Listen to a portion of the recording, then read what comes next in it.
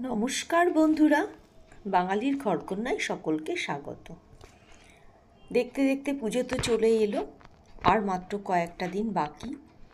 পুজো মানেই তো ধরো আত্মীয় স্বজন, বন্ধু বান্ধব, তাদের আনাগোনা আছেই। তো খাওয়া দাওয়ার পরে একটু মিষ্টি তো সবার দরকারই পড়ে, বলো?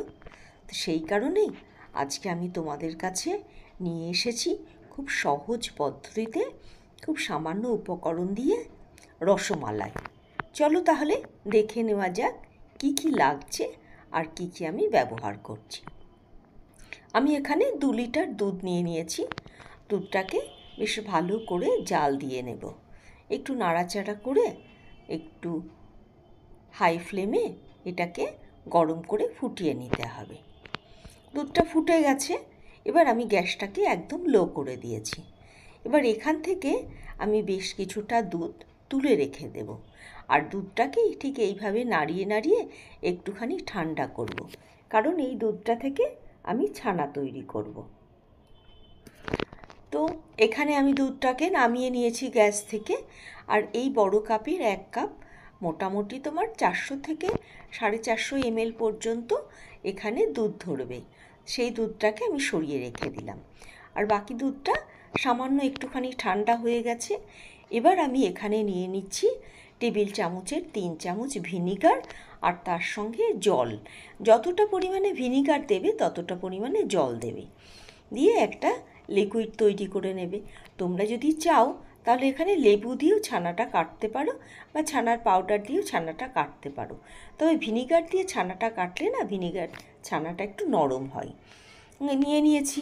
এবার এটাকে অল্প অল্প করে আমি এই গরম দুধের ওপরে দেব। এবার ছড়িয়ে দিলে পারে ছানাটা কিন্তু সুন্দরভাবে কাটা হয়ে যাবে। এবার ভিনিগারটা একটুখানি মিশিয়ে নিলাম। এবার আর যেটুকু ভিনিগার আছে সেটুকু ভিনিগারও কিন্তু আমি এর মধ্যে দিয়ে দেব। দিলে পারে দেখবে সুন্দরভাবে ছানাটা কেটে যাবে। দেখো, এবার আস্তে আস্তে ছানাটা কিন্তু কাটতে শুরু করেছে। এইভাবে নাড়াচাড়া দিয়ে ছানাটাকে কেটে আমি এটাকে একটুখানি ঠান্ডা করে নেব। দেখো কত সুন্দর সফট ছানা তৈরি হয়েছে। একটু ঠান্ডা হয়ে গেছে। এবার একটা স্ট্রেনার নিয়েছি, তার মধ্যে নিয়ে নেব একটা সুতির কাপড়। সুতির, তোমরা এমনি যদি চাও তাহলে কিন্তু ছাঁকনির মধ্যে দিয়েও তোমরা ছানাটাকে ছেঁকে নিতে পারো, কিন্তু সুতির কাপড়ে ছেঁকে নিলে পারে জলটা খুব ভালোভাবে বেরিয়ে যায়। এবার সব ছানাটাই আমি এই সুতির কাপড়ের মধ্যে ঢেলে দেব। দিয়ে এবার এটাকে আমি ভালো করে ঠান্ডা জল দিয়ে ধুয়ে নিয়েছি। আর এখানে যে ছানার জলটা আছে এই জলটা ফেলবে না। এটা দিয়ে আটা মাখা অথবা সবজি রান্নাও তোমরা করতে পারো, বা ছানাও কাটতে পারো। দেখো, ছানাটাকে নিয়ে নিয়েছি। এবার আমি জল দিয়ে এটাকে একটু ভালো করে ধুয়ে নেব, কারণ ভিনিগারের যে গন্ধটা আছে সেটা তাহলে চলে যাবে। হয়ে গেছে। এবার ছানাটাকে ভালো করে ধুয়ে নেওয়া। এবার ছানাটাকে আমি আস্তে আস্তে এর থেকে সামান্য পরিমাণে জলটাকে ভালো করে চিপে বার করে দেব। তবে খেয়াল রাখবে জলটা খুব বেশি বার করবে না, যেন একটু ময়েশ্চার থাকে, না হলে কিন্তু রসমালাইটা ভালো হবে না। আচ্ছা, এইভাবে একটু চেপে জলটাকে বার করে দিয়ে এবার আমি এটাকে মুড়িয়ে স্ট্রেনারের মধ্যেই রেখে দেব বেশ কিছুক্ষণ সময়, যাতে বাকি জলটাও এখান থেকে বেরিয়ে যায়। হয়ে গেছে, আর এটাকে চিপবো না।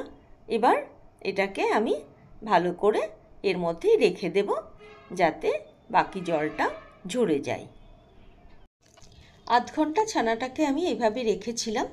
এবার দেখো, এর থেকে সম্পূর্ণ জলটা কিন্তু বেরিয়ে গেছে। এবার ছানাটাকে ভালো করে হাত দিয়ে একটু মেখে নিতে হবে।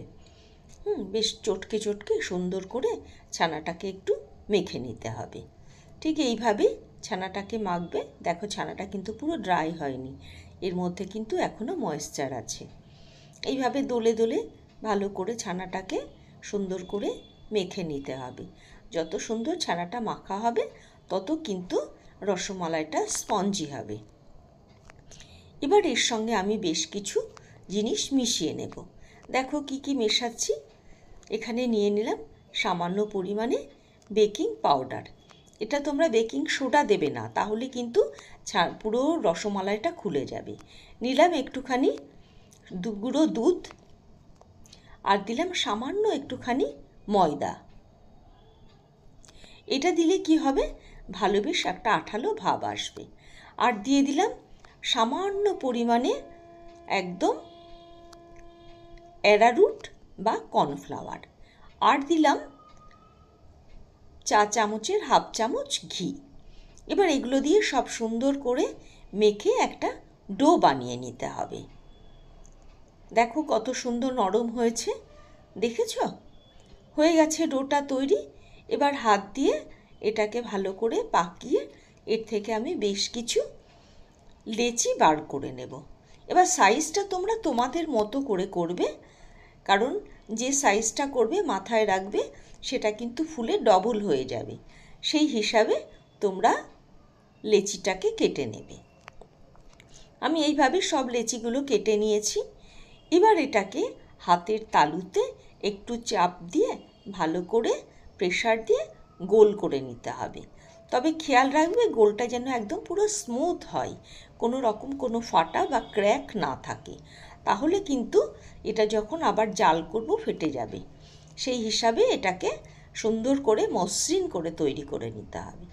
শেপটা তোমরা তোমাদের মতো দেবে, গোল করে নিতে পারো বা স্লাইড একটু লম্বা করে নিতে পারো। গোল করে নিয়ে আবার একটুখানি লম্বা করে নিলে ঠিক এরকম শেপও তোমরা দিতে পারো। আমি দু রকমই এখানে বানিয়ে নিয়েছি। এবার কড়াইয়ের মধ্যে আমি দিয়ে দিচ্ছি যে দুধটাকে রেখেছিলাম আলাদা করে, সেই দুধটা উষ্ণ গরম রয়েছে। আমি এখন গ্যাসটাকে জ্বালাবো না। আমি এর মধ্যে মিশিয়ে দেব বেশ কিছু পরিমাণে আমুল দুধ বা গুঁড়ো দুধ। এবার এইটা দিলে কি হবে, বেশ দুধের ঘনত্বটা বাড়বে এবং এটা জাল দিলে টেস্টিও হবে এবং খেতে ভালো লাগবে। দুধটাকে ভালো করে আমি মিশিয়ে নিয়ে তারপরে আমি গ্যাসটাকে জ্বালাবো। এই অবস্থায় কিন্তু তোমাকে একটু হাই ফ্লেমে গ্যাসটাকে রাখতে হবে। আর দিয়ে দিলাম হাফ কাপ চিনির গুঁড়ো। চিনি গুঁড়োটা দিলে কি হবে, খুব তাড়াতাড়ি এটা মিশে যাবে। এবার এটাকে নাড়াচাড়া করে ভালো করে ফুটিয়ে নিতে হবে। নাড়াচাড়া করতে হবে এই কারণেই যাতে নিচে লেগে না যায়। আর একটু মিশিয়ে দিলাম জাফরান বা কেশর। এটা অপশনাল, তোমরা চাইলে দিতে পারো, না চাইলে নাও দিতে পারো, তবে দিলে কি হয় এটা টেস্ট ভালো হয়। আর দিয়ে দেবো একটুখানি ছোটো এলাচের গুঁড়ো, তাহলে স্মেলটাও ভালো আসে আর স্বাদটাও ভালো হয়।